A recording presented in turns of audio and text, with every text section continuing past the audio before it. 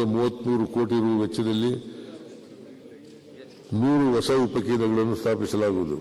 ವಿತರಣಾ ಕ್ಷೇತ್ರದಲ್ಲಿ ಗಂಗಾ ಕಲ್ಯಾಣ ಯೋಜನೆಯಡಿ 25,971 ಕೊಳವೆ ಬಾವಿಗಳ ವಿದ್ಯುದೀಕರಣ, 6,887 ಕುಡಿಯುವ ನೀರಿನ ಯೋಜನೆಗಳ ವಿದ್ಯುದೀಕರಣ, 1.94 ಲಕ್ಷ ವಿತರಣಾ ಪರಿವರ್ತಕಗಳ ಅಳವಡಿಕೆ, 51,975 HT ಮಾರ್ಗ ಮತ್ತು 45,047 LT ಮಾರ್ಗಗಳ ಕಾಮಗಾರಿಗಳನ್ನು ಕೈಗೊಳ್ಳಲಾಗಿದೆ. ಗ್ರಾಮ ಪಂಚಾಯಿತಿಗಳಲ್ಲಿ ಬೀದಿ ದೀಪಗಳ ವಿದ್ಯುತ್ ಬಿಲ್ಲಿನ ಹೊರೆಯನ್ನು ತಗ್ಗಿಸಲು ಪ್ರತ್ಯೇಕವಾದ ಫೇಸ್ ವೈರ್ ಅಳವಡಿಸುವ ಕಾಮಗಾರಿಯನ್ನು 850 ಕೋಟಿ ರು ವೆಚ್ಚದಲ್ಲಿ ಎಸ್ಕಾಂಗಳ ಮೂಲಕ ಹಂತ ಹಂತವಾಗಿ ಅನುಷ್ಠಾನಗೊಳಿಸಲಾಗುವುದು.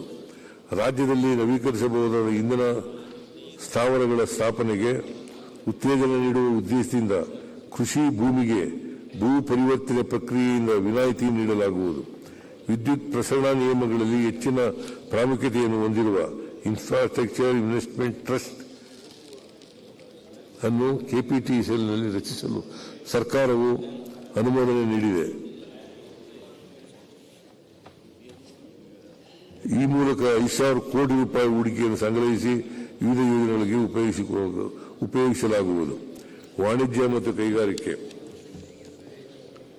ಕರ್ನಾಟಕ ರಾಜ್ಯವು ಡಿಸೆಂಬರ್ 2024 ಹಂತಕ್ಕೆ 4.4 ಬಿಲಿಯನ್ USD ವಿದೇಶಿ ಹೂಡಿಕೆ ಆಕರ್ಷಿಸುವುದರೊಂದಿಗೆ ದೇಶದಲ್ಲಿ 3ನೇ ಸ್ಥಾನದಲ್ಲಿ ಹಾಗೂ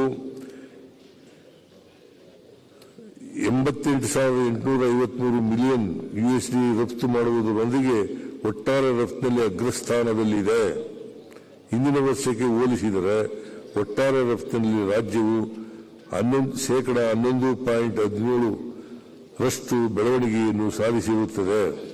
ಕರ್ನಾಟಕ ರಾಜ್ಯವು ಕೇಂದ್ರ ಸರ್ಕಾರದ ಈಸ್ ಆಫ್ ಡೂಯಿಂಗ್ ಬಿಸಿನೆಸ್ ನಲ್ಲಿಯೂ ಅತ್ಯುತ್ತಮ ಸಾಧನೆ ಟಾಪ್ ಅಚೀವರ್. ತಾಜಾ ಸುದ್ದಿಗಳಿಗಾಗಿ ಶೇರ್ ಮಾಡಿ, ಸಬ್ಸ್ಕ್ರೈಬ್ ಮಾಡಿ, ಫಾಲೋ ಮಾಡಿ. AIN ನ್ಯೂಸ್ ಕನ್ನಡ, ವರದಿ ನಮ್ಮದು, ನಿರ್ಧಾರ ನಿಮ್ಮದು.